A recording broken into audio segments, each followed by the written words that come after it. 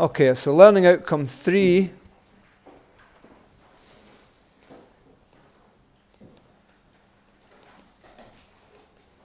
Radiation. So radiation can cause ionization. Now you will sometimes see that spelt with a Z, sometimes with an S. Actually, I should reuse the S because that's a UK spelling, but the Z is American spelling. What does that mean?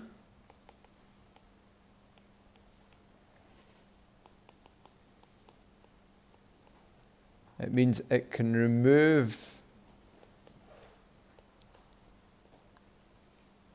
electrons from an atom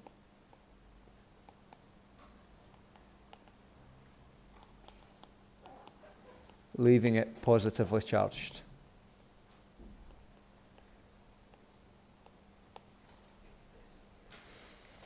And that's basically it. That's what radiation can do. But in a complex biological system like your body, removing electrons affects the chemical interactions between different atoms. And that can therefore affect how your body works. In something like photographic film, removing electrons changes the film, makes it blacken or fog, and so on. So the ionization might become obvious in different ways in different situations, but that's the basic effect that radiation can have. Notice that we're not saying that being struck by radiation makes you radioactive. Right? That's not the case. Outcome 4, another fairly basic one.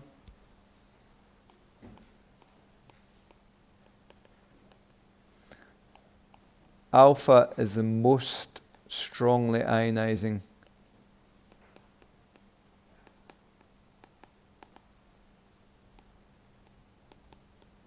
radiation, followed by beta,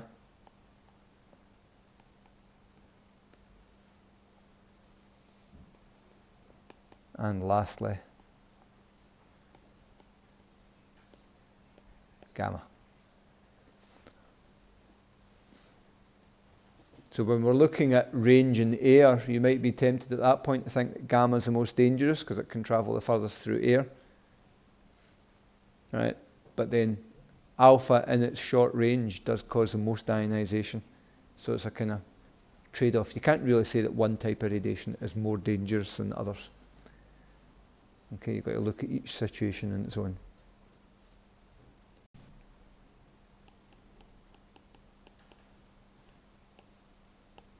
So this isn't a learning outcome number, so I'll just kind of underline it.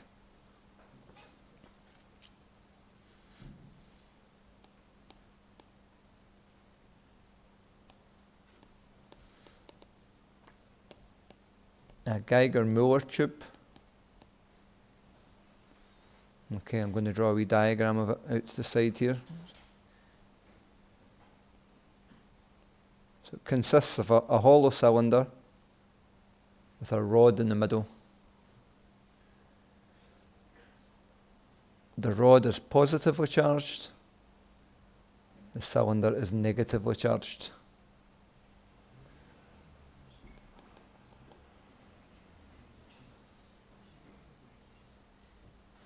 And inside is a low pressure gas.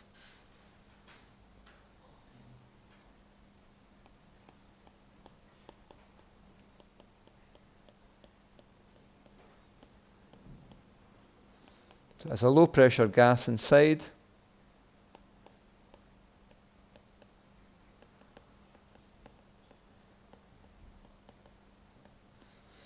When radiation enters,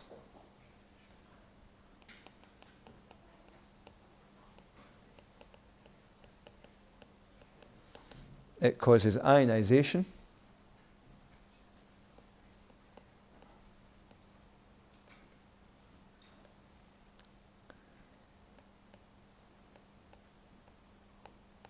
The electrons released by this are attracted to the positive rod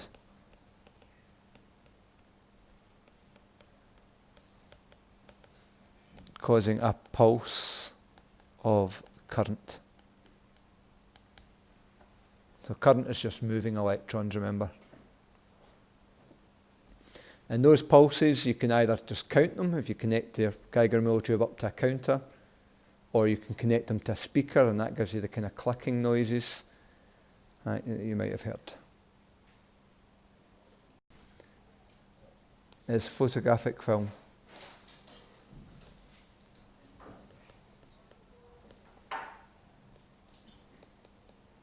So when the chemicals in photographic film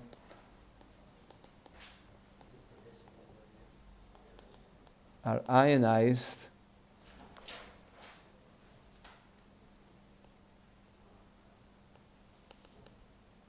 the film fogs or blackens are the kind of two main phrases used to describe it.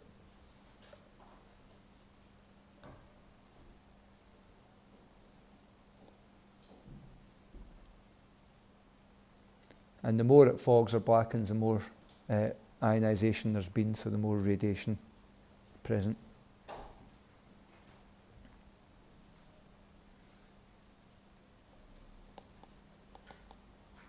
A film badge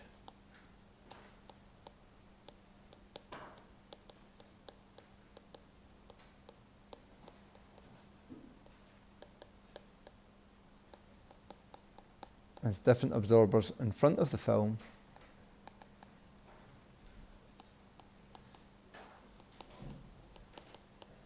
so that different types of radiation can be detected.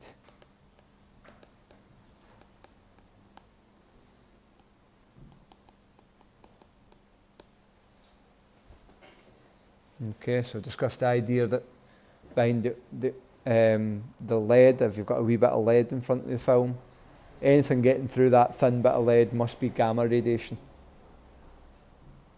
Then the aluminium, then that must be beta radiation. The open window is the alpha, or actually the aluminium is the beta and the gamma. The open window is the alpha, beta and the gamma, but you can analyse all that and separate them out. And the last one that we talked about, a scintillation detector.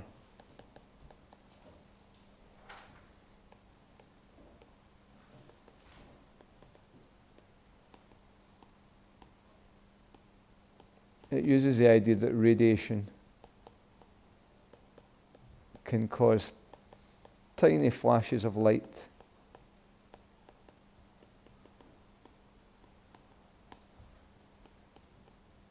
in certain fluorescent materials.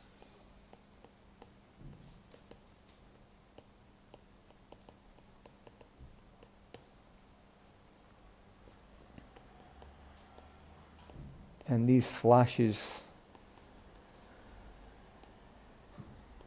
can be detected by cameras.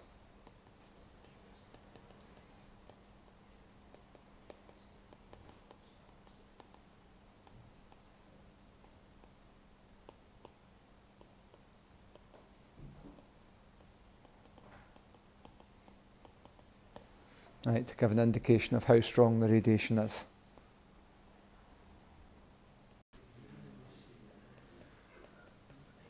Lots of these together